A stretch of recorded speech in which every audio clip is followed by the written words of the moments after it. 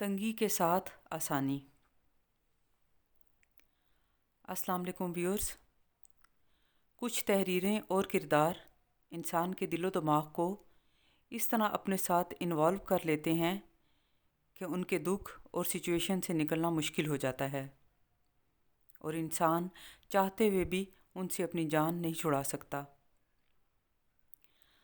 دراصل اللہ کی طرف سے ملنے والی آزمائشوں پہ انسان کو صبر آ جاتا ہے، لیکن خونی رشتوں سے ملنے والے گھاؤ نہیں بھرتے۔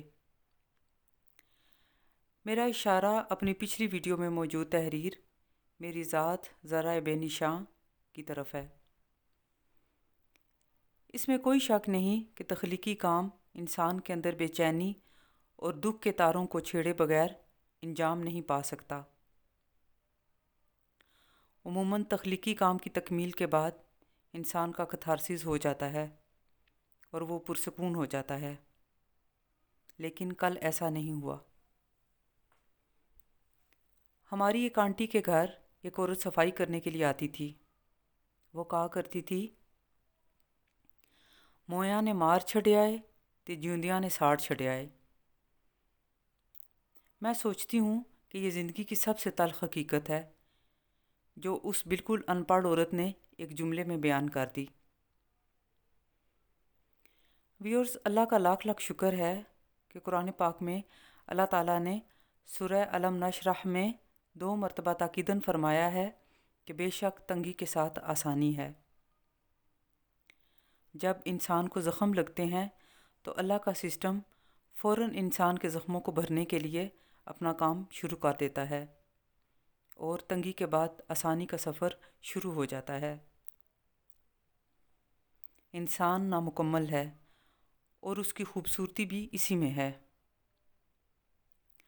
اس کو مکمل صرف اللہ کی ذات کرتی ہے۔ اگر خدا نخواستہ انسان مکمل ہو جائے تو وہ فرعون بن کر خدائی کا دعویٰ کر بیٹھتا ہے اور دنیا اور آخرت سے راندہ درگاہ بن جاتا ہے، جس سے بڑی بد نصیبی کوئی اور ہو نہیں سکتی۔ جب انسان دکھے ہوئے دل سے اللہ کو پکارے تو وہ ضرور سنتا ہے، اور ایک لمحے کی بات ہوتی ہے کہ بے قراری راحت میں بدل جاتی ہے، اور صبر کے بعد شکر کی کیفیت دل میں بسیرا کرتی ہے۔ خلیفہ عبدالحکیم صاحب بے شمار کتابوں کے مصنف ہیں۔ اقبالیات پہ آپ کی کتابیں بہت مشہور ہیں۔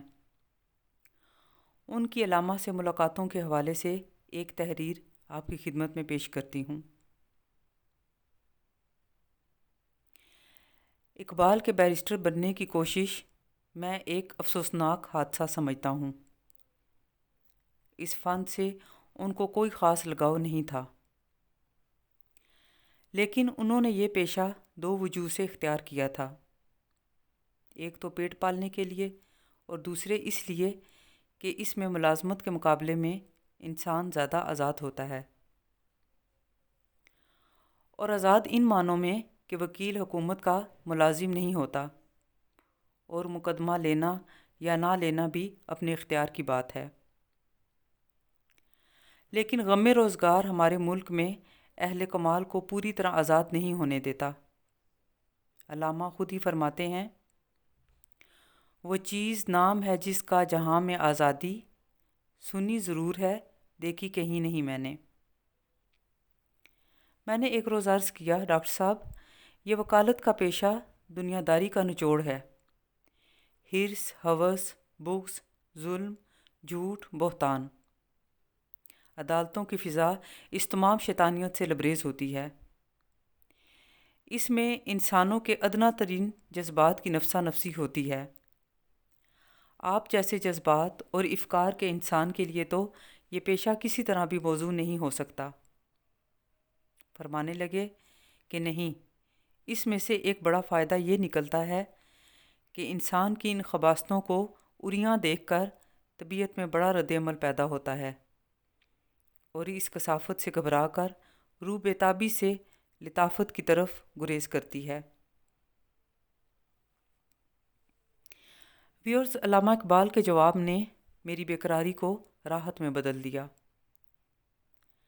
کنٹراسٹ اس کائنات کی بہت بڑی حقیقت ہے، اور اسی سے کائنات میں بیلنس اور خوبصورتی ہے۔ رات کے بعد دن کا آنا، موسموں کا تنوع یعنی گرمی، سردی، بہار اور خزاں، اور انسانوں میں موجود اچھائی اور برائی، یہ سب اللہ کے رنگ ہیں۔ یہ کائنات ایک بہت بڑا کینوس ہے اور اس کا مصور اللہ تعالیٰ ہے۔ اسے ہم سے زیادہ بہتر پتہ ہے کہ اپنی تصویر کو کس طرح تخلیق کرنا ہے، اور اس میں جو رنگ بھرے ہیں ان کی حکمت کو بھی وہی بہتر جانتا ہے۔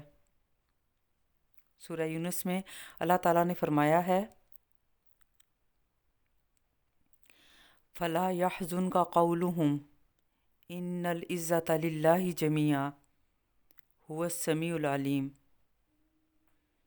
اور رنج مت کر ان کی بات سے، بے شک سب عزت اللہ کے لیے ہے، وہی سب سننے والا، جاننے والا ہے۔